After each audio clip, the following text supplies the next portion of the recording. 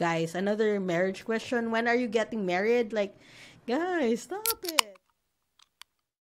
Bismillah, Alhamdulillah, Assalamu alaikum wa rahmatullahi wa barakatuhu. I am your sister in Islam, Sister Bai Aisha, and welcome to my first ever Q&A vlog. I can't believe I'm saying Q&A vlog. But this has been suggested by you guys. I mean, you, my family and friends. Most especially to my dearest friend Tiki. Shout out to you because you've been pushing me, or you've been telling me to do one, and here I am doing it. So I really do hope that this becomes a source of inspiration and of benefit, inshallah, by the mercy of Allah subhanahu wa ta'ala. And I know, guys, that I was supposed to do this during the first 10 days of Dhul Hijjah, but apparently I got sick. I caught COVID. So Alhamdulillah, I'm now recuperating. So just yesterday, during the Eid, while I was being okay, I thought that if I feel better tomorrow, inshallah, then I'll do this vlog. So here I am creating this Q&A vlog. And so without further ado, let's go to my NGL app and let's see the questions that were sent to me anonymously. And inshallah, I'll answer them, or maybe not. Bismillah. No, I'm gonna pop it here somewhere, inshallah. So tips on how to become a better Muslimah. Okay, first and foremost, me answering this doesn't mean that I'm any better. I admit that I'm a struggling slave of Allah subhanahu wa ta'ala, but what I can share, inshallah, as a struggling slave of Allah subhanahu wa ta'ala, is that to become a better Muslimah is that we also do our best to surround ourselves with people who help us become better Muslimas. So what I mean by that is that we choose the people we choose our company, we choose the people that we interact with, and most especially where we take our deen from. So it's very crucial for us to choose the right company, righteous people that will really that will really inspire us to become better slaves of Allah, to become better Muslimas.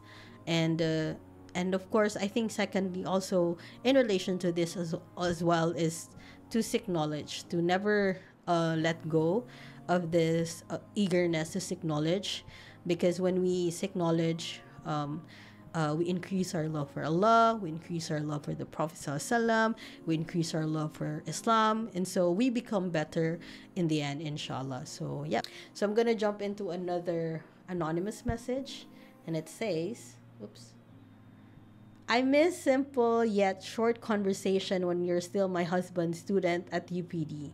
Hope to see you soon, inshallah. Sino kaya to? I have a feeling kung sino to, pero if ikaw to, Joy, is this you? Is Joy. But yeah, I do miss going to university because I used to take my master's in Islamic Studies at the University of the Philippines. Haven't finished it yet, but let me see. I don't know if I plan to finish it, but let's see, inshallah. But yeah, I do miss going to classes and having these conversations with your classmates, or I miss having conversation with our security guard, because I just love I love human interaction. So whenever I'm whenever I'm in the university, I make it a point to converse with people. Question here that says, do you have someone right now that you want to marry? Okay, I don't think I want to answer that question, sorry. Another anonymous question here that says, where are you originally from? So what do you mean by this?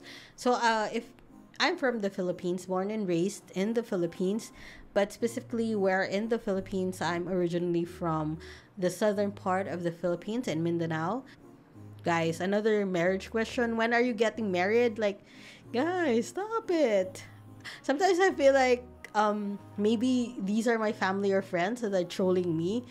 They just want to annoy me and ask this questions about marriages. Oh, see my hijab is already like, I don't know, freaking out. Stress na daw si hijab. I have one question here that I like to answer, and it's very nice. The question says, what were the challenges you encountered in the first few years of being a niqabi, especially since you've always been based in predominantly non-Muslim areas? I suppose, how did you overcome them? So I think this is this question is the last question I'm gonna take, and I think I like the question, so let's just end it there. So I think going back to the question, yes, I live in the Philippines. So Philippines is a Catholic country. So yes, it's a non-Muslim country, and of course, I think you can all agree that whatever choices we make in life, whether that be whether that be wearing the niqab, finally wearing the niqab, wearing the hijab, starting to pray, there are always challenges that come along with it, right? So I think in my first few years as a niqabi, one of the challenges that I had to encounter on a lighter note is that learning how to eat properly in public without staining my niqab. Because as you can see, I'm wearing a pink niqab. So normally my niqabs are back then I used to wear a lot of black, but now I try to explore more on the pastel colors and lighter colors. So because I've learned the art of eating when you're wearing the niqab. So I think that's one of the challenges that you'll face as a niqabi, is that how will you eat properly in public without staining your niqab? Because it doesn't feel good when you have all the stain on your niqab, personally.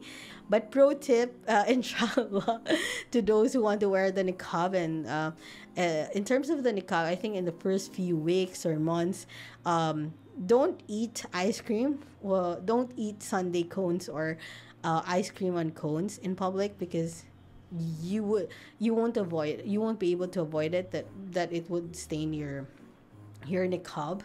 And then at the same time, avoid sauces. If you want to drink something, put straw.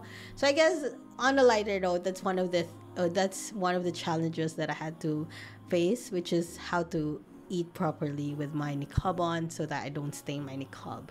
And then seriously, I think one of the challenges that I face as well is that when I started wearing the niqab, it was at the time in where a lot of extremisms was going online on internet. So my family were kind of like worried and concerned that is princess wearing the niqab because she's probably part of a group or whatnot.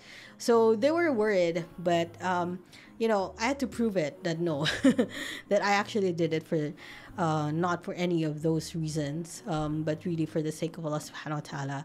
And so at the time when that happened, it felt like I had a thesis with me and I had to defend it most of the time. But eventually, Alhamdulillah, by the mercy of Allah, your family realizes and sees your effort and sees what you do.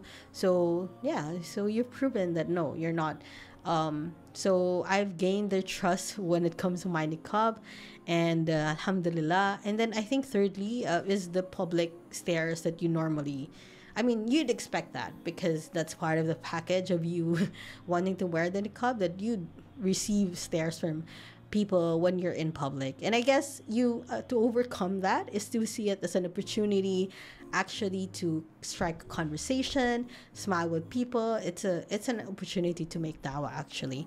So yeah, I guess for me those are the three challenges that I've been faced. And alhamdulillah, we live in the Philippines, and although it's a Catholic country, it allows us to really practice our deen.